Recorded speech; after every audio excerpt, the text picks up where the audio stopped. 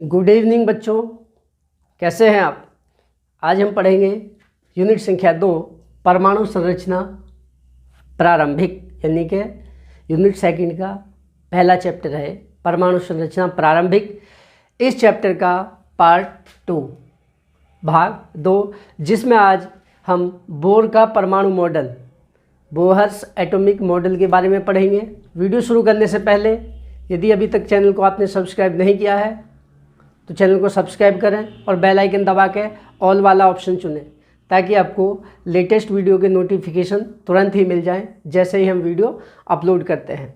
तो चलिए शुरू करते हैं। बोर का परमाणु model, Bohr's atomic model. Niels Bohr ने रदरफोर्ड मॉडल की कमियों को दूर करने के लिए प्लांक के क्वांटम सिद्धांत के आधार पर परमाणु संरचना संबंधी अपने विचार प्रस्तुत किए, जिसे बोर का परमाणु मॉडल कहते हैं। इस सिद्धांत के अनुसार नंबर 1, नाभिक के चारों ओर इलेक्ट्रॉन सभी कक्षाओं में न घूमकर कुछ निश्चित कक्षाओं में घूमता है, जिसे इलेक्ट्रॉन की स्थायी कक्षा कहते हैं। इंग्लिश में कहते हैं इसे स्टेशनरी ऑर्बिट। दूसरा पॉइंट है बच्चों, केवल वे ही इलेक्ट्रॉन कक्षाएं संभव होती हैं जिनके लिए इलेक्ट्रॉन के कोणीय संवेग का मान h/2π का पूर्ण गुणक हो। दूसरे शब्दों में कोणीय संवेग ये बराबर mv/r बराबर nh/2π, जहाँ m बराबर द्रव्यमान इलेक्ट्रॉन का द्रव्यमान है, v बराबर है वेग और r बराबर कक्षा की त्रिज्या, जिस कक्षा में वो घूमेगा।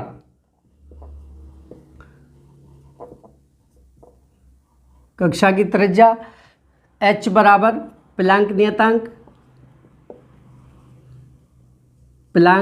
नियतांक और n एक पूर्णांक है, n एक पूर्णांक है,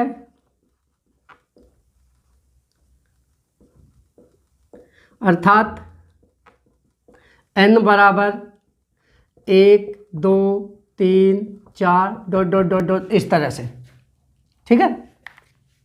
कोणीय संवेग J बराबर mvr बराबर nh/2π, रेखीय संवेग के mv होता है रेखीय संवेग, उसका आघूर्ण mvr कोणीय संवेग बराबर nh/2π, जहां m है इलेक्ट्रॉन का द्रव्यमान, v है वेग, r है कक्षा की त्रिज्या, इलेक्ट्रॉन की जो कक्षा होगी उसकी त्रिज्या, h प्लांक नियतांक, n एक पूर्णांक है जहां अर्थात n बराबर 1 2 3 4 5। तीसरा पॉइंट, जब तक इलेक्ट्रॉन एक ही कक्षा में चक्कर लगाता है उसमें से किसी भी प्रकार की ऊर्जा का अवशोषण या उत्सर्जन नहीं होता है, लेकिन जब इलेक्ट्रॉन अपनी कक्षा से ऊंची कक्षा में जाता है तो ऊर्जा का अवशोषण होता है, और जब इलेक्ट्रॉन अपनी कक्षा से नीची कक्षा में आता है तो ऊर्जा का उत्सर्जन होता है। ये नाभिक है बच्चों। यदि इलेक्ट्रॉन मान लीजिए दूसरी कक्षा में है, इनको दिखाते हैं कक्षाओं को हम, K L M या 1 2 3 4, पहली कक्षा, दूसरी कक्षा, तीसरी कक्षा, इलेक्ट्रॉन की कक्षाएं नाभिक के चारों ओर। यदि इलेक्ट्रॉन बच्चों दूसरी कक्षा में है, ये इलेक्ट्रॉन दूसरी कक्षा से यदि तीसरी कक्षा में जाएगा, पहली कक्षा, दूसरी कक्षा, तीसरी कक्षा, जब इलेक्ट्रॉन दूसरी कक्षा से तीसरी कक्षा में जाता है तो बच्चों तब होता है अवशोषण, एब्जॉर्प्शन। हिंदी में कहते हैं बच्चों इसे अवशोषण। ऊर्जा को अवशोषित करेगा, जब इलेक्ट्रॉन यहाँ से ऊर्जा अवशोषित करेगा बाहर से, तभी ये तीसरी कक्षा में जाएगा, ऊंची कक्षा में। लेकिन जब इलेक्ट्रॉन दूसरी कक्षा से पहली कक्षा में आता है, ये इलेक्ट्रॉन इस दूसरी कक्षा से पहली कक्षा में आता है तो बच्चों तब होता है उत्सर्जन, यानी कि एमिशन। चाहे तो बच्चों आप इंग्लिश में लिखना, चाहे तो आप हिंदी में लिखना।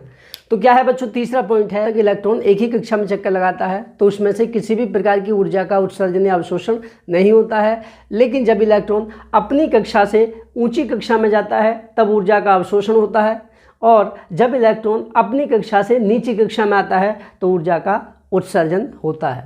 तो बच्चों ये नाभिक है, इसके चारों ओर पहली कक्षा, दूसरी कक्षा, तीसरी कक्षा जिनमें इलेक्ट्रॉन चक्कर लगाते हैं। इसको 1 2 3 कह देते हैं, या KLMN इस तरह से।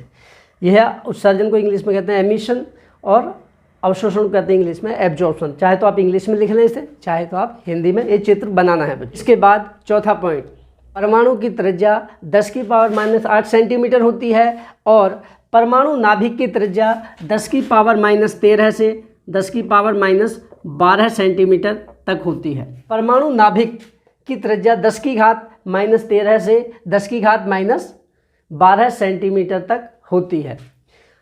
अगला पॉइंट है बच्चों, पांचवा पॉइंट है, परमाणु का नाभिक इलेक्ट्रॉनों को अपनी ओर आकर्षित करता है, परंतु यह आकर्षण बल इलेक्ट्रॉन की वृत्तीय गति के कारण अपकेंद्रीय बल से संतुलित रहता है। पांचवा पॉइंट है, परमाणु का नाभिक ये धनावेशित है, इलेक्ट्रॉन ऋणावेशित होते हैं, प्लस माइनस के बीच आकर्षण होता है। तो इसी पे है पांचवा पॉइंट। पांचवा पॉइंट है बच्चों, परमाणु का नाभिक इलेक्ट्रॉनों को आकर्षित करता है, परंतु इलेक्ट्रॉनों की वृत्तीय गति के कारण यह आकर्षण बल इलेक्ट्रॉनों के अपकेंद्रीय बल से संतुलित रहता है। सेंट्रीफ्यूजल फोर्स बोलते हैं बच्चों। तो बच्चों यही हैं बोर मॉडल के मुख्य बिंदु। आशा करता हूं कि बच्चों आपको समझ आ गया होगा। यदि कोई चीज़ आपको समझ ना आए तो आप जो कमेंट करके पूछ लें, हम आपके प्रश्नों के लिए अब अलग से वीडियो बनाया करेंगे, Q&A, question and answer type की वीडियो। उसमें आपके प्रश्नों के उत्तर दिया करेंगे। यदि आपको समझ नहीं आता है, कोई शंका हो, तो आप कमेंट करके प्रश्न पूछ सकते हैं अपने। केंद्रीय बल क्या होता है, जैसे सपोज कीजिए बाल्टी में पानी भर के, ट्राई करके देखना, बाल्टी में पानी भर के जब उसे जोर से घुमाते हैं तो क्या होता है, जब बाल्टी ऊपर जाती है तब भी बाल्टी में से पानी नीचे की तरफ नहीं गिरता है।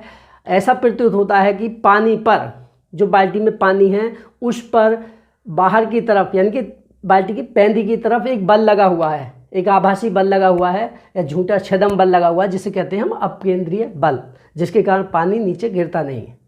ठीक है बच्चों, ये फिजिक्स में आप पढ़ोगे अपकेंद्रीय बल के बारे में सेंट्रीफ्यूजल फोर्स। और रदरफोर्ड मॉडल की कमी क्या थी बच्चों, रदरफोर्ड मॉडल की कमी थी कि परमाणु के स्थायित्व की व्याख्या नहीं करता था।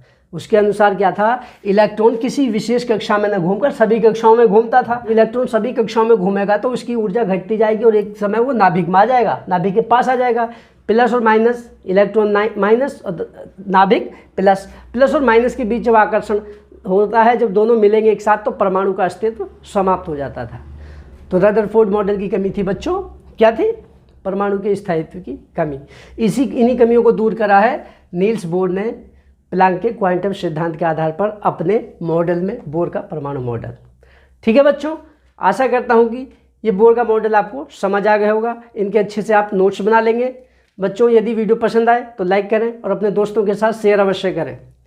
ठीक है बच्चों, तो आज के लिए इतना ही पर्याप्त है। कल फिर एक नई वीडियो के साथ मिलते हैं। तब तक के लिए thank you and good night.